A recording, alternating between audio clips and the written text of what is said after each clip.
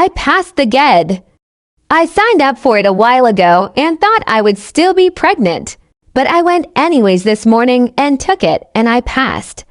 I officially have my GED. That's wonderful. Congratulations. It's about time. Though you can't really go out and get a job now, can you? At least you'll have it for the future if you ever need to work or once baby is in school. I don't plan on working right now until baby is in preschool. But it makes me feel really good that I have it now. Things are really coming together. Well, of course, you don't have a need to work right now. You live with your boyfriend's family, so it's not like you have major bills to pay.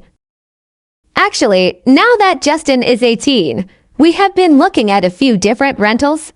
If we can find one close by his job that is in our price range, we will probably go ahead and rent our own place. Why would you move out? Is it that at Justin's mom's house? You can always come stay here. No, it's great here, but we want to have our own family together and raise our baby without anyone else's interference. Plus, once I am 18, we will be getting married. So it makes sense to have our own home. I don't understand your logic, but it's your life. I know I can't control you. What do you mean? These are all really good things. You have a chance to move home and be safe and secure with your family who loves you and wants nothing but the best for you. Instead, you have hung your hat on some boy who can run away at the drop of a hat. He isn't running away. I think he's proven multiple times that he is committed to his family. All I'm saying is that men change their minds every day. It would take him nothing to dip out, and you would be on your own. And trust me, child support is not enough to live off of. Okay, and if for some reason that happens, I will figure it out. But until that happens, I am not leaving him to move back in with you guys. You really need to think about what is best for baby. Living at home where you are safe, or taking that risk of renting a home with someone who could kick you and baby out because he found living with her mom and dad is in the best interest of baby. Doesn't she deserve a chance at her whole family together, especially when we all want to be? Just be logical. Most high school relationships don't last. Think about baby's future.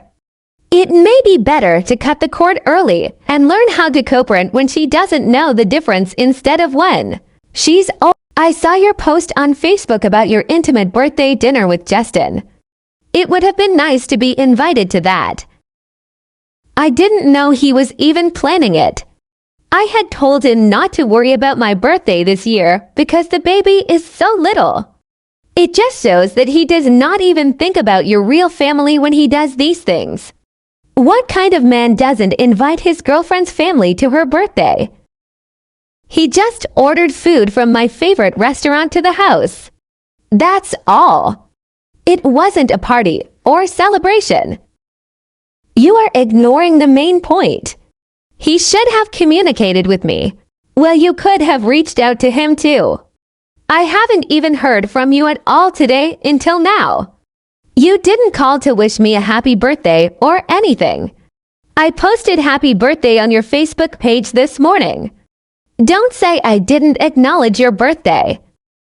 That's definitely not the same as a phone call, but okay. All I'm saying is that you could have reached out if you wanted to help Justin plan something.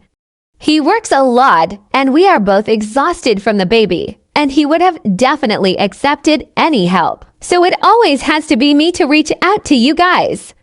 Because I definitely don't get all the phone calls or pictures I deserve to get from you. You never reach out. How do you think that makes me feel? I FaceTimed you yesterday. I don't know what you're talking about.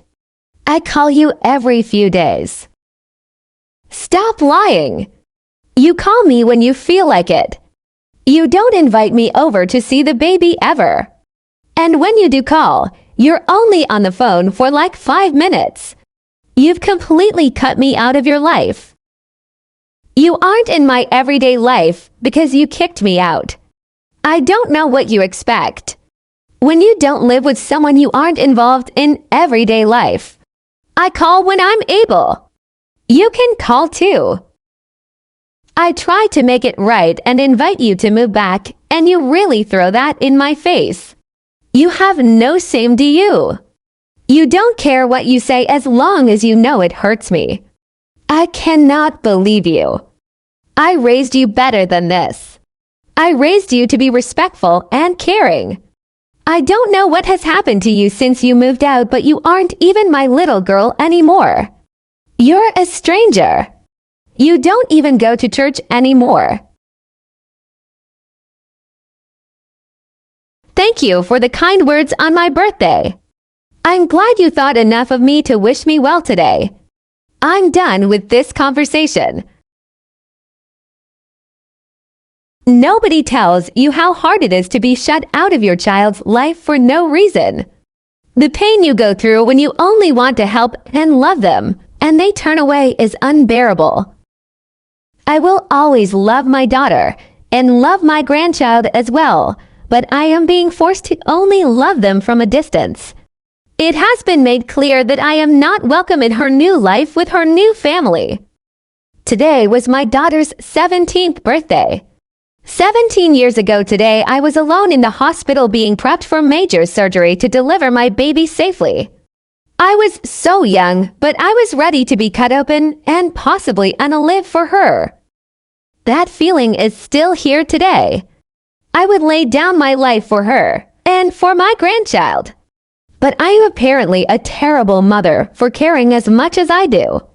I have no right to see my child on her birthday, and she wants nothing to do with me on this day.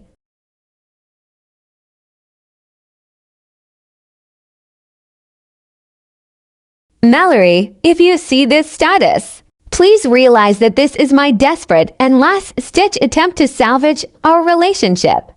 I love you so much and want our close relationship back. I want to be involved with my grandchild. Please realize I am not your enemy. Jean, I am so sorry you are going through this. Maybe it's just postpartum hormones. Just keep showing you love them, and I'm sure she will come around. Thank you so much. I will always fight for my daughter and grandchild. I will never give up. Mom, this is completely inappropriate to post on Facebook. You are not being excluded from our lives. There was no birthday celebration today because my baby is only 3 weeks old and is still too tiny to go out. You are blowing this out of proportion and now involving the internet in this. I am allowed to express my emotions on how I am being treated, Mallory. If you are embarrassed on the community knowing how you have treated me, maybe that means you should change the way you are acting. I am your mother always and should be respected. You are not being disrespected. But you have to realize that I am a mother now too, and I need to do what is best for my premature baby. It is best for her to have active, involved family. I am not a danger that you seem to insist I am. I pray that your daughter does not grow up to treat you the way you treat me. I wouldn't wish this feeling on anyone. How are you planning on coordinating the baby's baptism? What do you mean? It's just going to be a normal baptism. Nothing fancy. Just us, family, and a few close friends. Yes, but will only you and Justin walk baby up to be baptized? Is there going to be assigned seating for immediate family? What about her godparents? Yes, only Justin and I are walking up with the baby. The front two pews are reserved for our families, and we decided that Justin's cousin and her husband will be godparents. His cousin? Do you even know them well enough to decide something major like that? This is a serious choice you're making. And God forbid there comes a day when your baby needs to go to the godparents you chose. Clearly, we've thought this through. But they are wonderful people and would be able to give baby the best life possible if they needed to. But I'm not banking on ever needing them to raise my child. And you don't think your mother would be the right choice to raise your daughter. You think if something happens to you, we just don't matter anymore and baby doesn't need us. You'll just ship her off to strangers. They aren't going to be strangers, but of course you and Catherine would still be able to have a relationship with baby. I am honestly disgusted that you would choose someone over your own mother. Was I such a terrible mother to you that you tried to hurt me even after you were dead? Mom, you're talking about something that more than likely will never happen. There's no reason to get upset about this. Oh, trust me, if it did come to this, I would spend my life savings fighting your decision in court. I would make their lives a living He-11 until they signed rights over to me. You're acting crazy over nothing. Oh, it's not nothing. The fact that you think this is so insignificant tells me you aren't mature enough to make this decision. Will these people be at the baptism? I need to have a conversation with them about this. You aren't going to start drama with anyone at daughter's baptism. This is supposed to be a happy day and only centered around daughter, not around any else's hurt feelings or emotions.